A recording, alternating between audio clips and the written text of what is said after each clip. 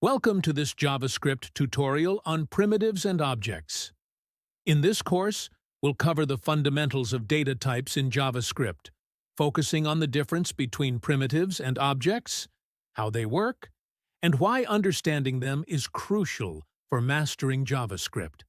By the end, you'll be equipped with examples and knowledge to write more efficient and reliable code. Let's get started. First, let's talk about primitives. Primitives are the simplest types in JavaScript. They're immutable, stored by value, and directly copied when assigned to new variables. Imagine these as single pieces of information, like a number, a string of text, or a simple true or false value. Each time you assign a primitive to a new variable, JavaScript creates a fresh copy. So, changes to one variable don't affect others. For example, when we write, let number 1 equal 10, and then let number 2 equal the value of number 1, both number 1 and number 2 now hold separate values of 10. Changing the value of number 1 won't change number 2, because they're independent copies. Now, let's talk about objects. Objects are more flexible and complex structures in JavaScript. They're collections of properties and methods allowing you to store related data and functions together. For example, a book object could hold properties like title, author, and year of publication. But unlike primitives, objects are stored by reference, meaning two variables can refer to the same object in memory.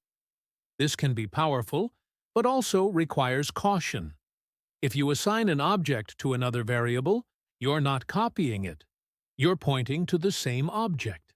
So changes in one place reflect in the other.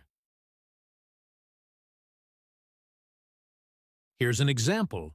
If we write, let user1 be an object with a property name equal to Alice, and then let user2 be assigned the same object as user1. Now both user1 and user2 point to the same data.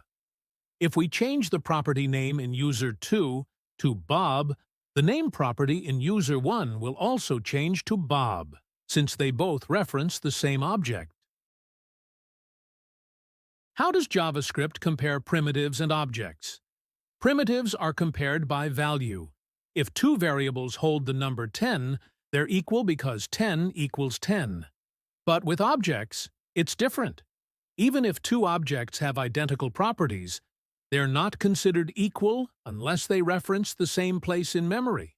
For instance, if we create an object called Object A with a name property set to Alice, and then create another object called Object B, also with a name property set to Alice, Object A and Object B might look the same, but they're actually different objects. So if we compare them using strict equality, or Object A equals Object B, this returns false, because they reference different places in memory. One last note on primitives.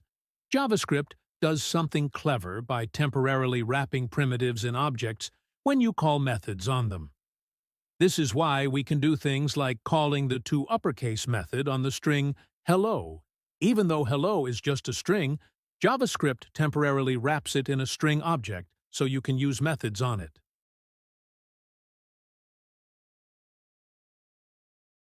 To sum up, primitives are simple, immutable, stored by value, and don't impact each other when copied. Objects are complex, mutable, stored by reference, and changes to one reference affect all references to that object. Comparison.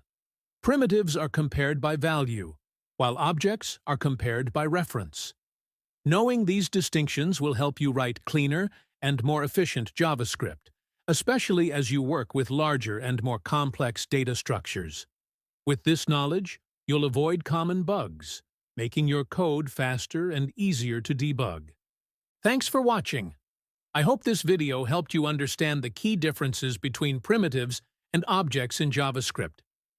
If you found this video useful, please give it a thumbs up and hit the subscribe button so you don't miss out on future tutorials. Don't forget to turn on notifications to get the latest updates right away. And if you have any questions or topics you'd like me to cover, drop them in the comments below. I'd love to hear from you.